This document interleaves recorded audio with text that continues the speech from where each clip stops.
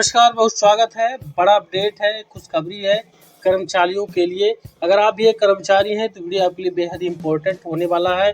Pension को लेकर pension जारी किया गया है। लंबे समय से कर्मचारी वर्ग पेंशन को लेकर सरकार की तरफ लगातार उम्मीद लगाए बैठे थे। अब उनको बड़ी राहत यहां पर सरकार की तरफ से दी जा रही है। तो इस पेंशन को लेकर नोटिफिकेशन जारी किया गया है, जिसमें 1 अप्रैल से एक नया चेंजेस किया गया है। केंद्रीय कर्मचारियों के लिए बड़ी खबर है। पेंशन योजना का एक नया नोटिफिकेशन जारी किया गया है, जिसमें 1 अप्रैल से इनको फॉर्म भरना होगा। ये अनिवार्य रहेगा फॉर्म भरना, और आगे का अपडेट आपको वीडियो में आगे दिखाई देगा। पेंशन कोष नियामक और विकास प्राधिकरण यानी PFRDA ने गुरुवार को एकीकृत पेंशन योजना यानी कि UPS को अमल में लाने वाली अधिसूचना जारी कर दी है। यानी ऑफिशियल नोटिफिकेशन जारी कर दिया गया है। 1 अप्रैल से ये फॉर्म भरना शुरू हो जाएंगे।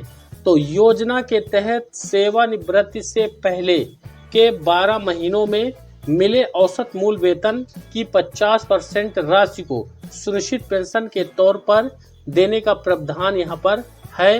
यह अधिसूचना राष्ट्रीय पेंशन प्रणाली NPS के तहत आने वाले केंद्रीय सरकारी कर्मचारियों के लिए सरकार के द्वारा 24 जनवरी 2025 को जारी UPS अधिसूचना का अनुसरण करती है। यानी अब कर्मचारियों को सीधी तौर पर कोई कर्मचारी है जिनका जो रिटायरमेंट के समय अंतिम वर्ष यानी 12 महीने, रिटायरमेंट से पहले 12 महीने यानी 1 वर्ष का जो अंतिम वेतन रहेगा, मान लीजिए किसी कर्मचारी का 1 लाख जो है यहाँ पर वेतन है रिटायरमेंट वाले साल पर, तो उस 1 लाख का 50% पेंशन जो है यहाँ पर यानी कि 50,000 रुपये की पेंशन यहाँ पर मिलेगी कर्मचारियों को। लेकिन इसके लिए कुछ शर्तें हैं जो कि आगे वीडियो में आपको देखने को पता चलेगी।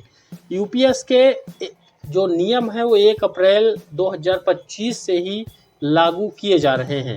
इस पर अधिक जानकारी PFRDA ने बयान में कहा है कि UPS से संबंधित नियम 1 अप्रैल 2025 से लागू हो जाएंगे। ये नियम 1 अप्रैल 2025 तक सेवा में मौजूद केंद्र सरकार के NPS में आने वाले कर्मचारी और केंद्र सरकार की सेवाओं में अप्रैल 2025 को या फिर उसके बाद भर्ती होने वाले कर्मचारियों समेत केंद्र सरकार के कर्मचारियों के नामांकन को सक्षम करते हैं। यानी ये सभी जो है जो पहले से कर्मचारी हैं NPS पेंशन के अंतर्गत नामांकित हैं, चुना है उन्होंने, तो वह भी UPS में आ सकते हैं। और साथ ही जो अभी 1 अप्रैल के बाद जो है जो अभी नई भर्तियां होंगी तो उन भर्तियों में भी इसको लागू किया जा रहा है। अब केंद्र सरकार के कर्मचारियों की इन सभी श्रेणियों के लिए नामांकन और दावा फार्म 1 अप्रैल 2025 से प्रोटीन CRA की वेबसाइट पर ऑनलाइन उपलब्ध होंगे। यानी ये जो UPS का फॉर्म है इसको ऑनलाइन फिलअप कर सकते हैं। साथ ही कर्मचारियों के पास फॉर्म को भौतिक रूप से जमा करने का विकल्प है। यानी इसको ऑफलाइन माध्यम से भी आप जहां पर जिस विभाग में जिस कार्यालय पर काम करते हैं तो वहां के मुख्यालय हेड ऑफिस या फिर वहीं अगर आपके कार्यालय में ही व्यवस्था है तो वहीं पर आप जमा कर सकते हैं भरकर। अधिसूचना के मुताबिक कर्मचारी को सेवा से हटाए जाने या फिर बर्खास्त किए जाने या फिर इस्तीफे के मामले में UPS या सुनिश्चित भुगतान विकल्प उपलब्ध नहीं होगा। यानी ये सभी शर्तें जो हैं यहाँ पर लागू की जा रही हैं। वहीं आगे बताया गया कि अधिसूचना में कहा गया कि पूर्ण सुनिश्चित भुगतान की दर 25 वर्षों की न्यूनतम योग्यता, सेवा के अधीन और सेवानिवृत्ति से तुरंत पहले 12 महीने का जो मासिक औसत मूल वेतन है उसका 50% जो है पेंशन के रूप में दे होगा। तो यहाँ पर जो शर्तें हैं वो थोड़ा सा डिफिकल्ट है। साथ ही आगे बताए हैं कि UPS और NPS चुनने का विकल्प यहाँ पर दिया जा रहा है। यानी जो वर्तमान में NPS के तहत नामांकित हैं और अभी UPS लॉन्च हो रहा है, 1 तारीख से लागू किया जा रहा है, तो इसमें दो में से कोई एक ही पेंशन जो है ले सकते हैं और कंडीशन यहाँ पर रखी गई है कि अगर आपने एक बार कोई विकल्प दो में से एक ले लिया है तो उसको आप फिर बदल नहीं पाएंगे आगामी कभी भी, जब तक कोई नया योजना नहीं आता है सरकार की तरफ से। अब अधिसूचना से 23 लाख सरकारी कर्मचारियों को यूपीएस और एनपीएस के बीच चयन करने का विकल्प मिल रहा है। एनपीएस 1 जनवरी 2024 को लागू हुआ था और केंद्रीय मंत्रिमंडल ने 24 अगस्त जो एनपीएस है वो 2004 से लागू किया गया था, 24 नहीं है और लंबा समय हो जाता है 2004 से यहाँ पर इसको लागू करने के बाद। अब 24 अगस्त 2024 को यूपीएस लाने को मंजूरी दी गई है।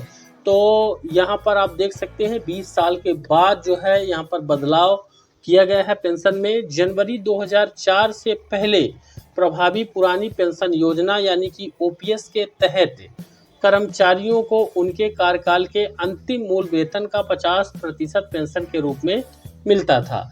यानी 2004 जनवरी 2004 से पहले जो थे 2003 दिसंबर 2003 तक के जो कर्मचारी थे उनको पुराना पेंशन ही दिया जा रहा है, उसमें 50% राशि दी जा रही है। लेकिन जो यूपीएस है उसमें भी 50 मिलेगा, लेकिन इसकी शर्तें अलग हैं और ओपीएस की शर्तें अलग हैं।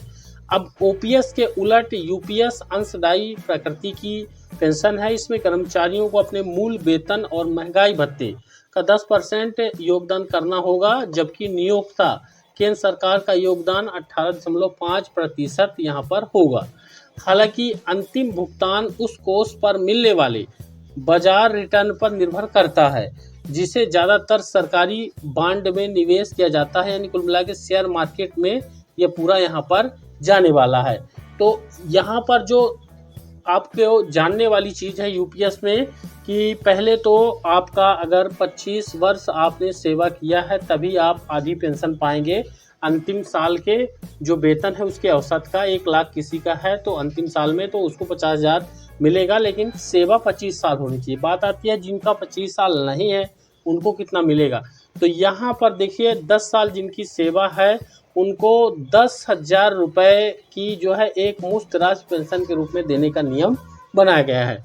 अब इसमें नुकसान क्या है कि ये 10 साल से पहले अगर सर्विस कोई कर्मचारी है उसकी छूटती है सर्विस या फिर कुछ होता है तो 10 साल के पहले अगर होता है, 10 साल पूरे नहीं हुए तो उनको यहाँ पर कोई भी नियम नहीं बनाए गए हैं। 10,000 मिलेंगे 10 साल सेवा होने के बाद, और 10 साल सेवा से लेके 25 साल सेवा के बीच वो फिर क्राइटेरिया अलग से निर्धारित किए हैं बीच में कि कितना अंतर आएगा 10,000 से, कितना ज़्यादा उनको देना है। तो ये कुछ नियम हैं जो कि इम्पोर्टेंट है। मुझे उम्मीद है वीडियो बेहद इम्पोर्टेंट है, इसको ज़्यादा से ज़्यादा लाइक और शेयर करेंगे। चैनल पर नए हैं तो सब्सक्राइब जरूर करेंगे। धन्यवाद।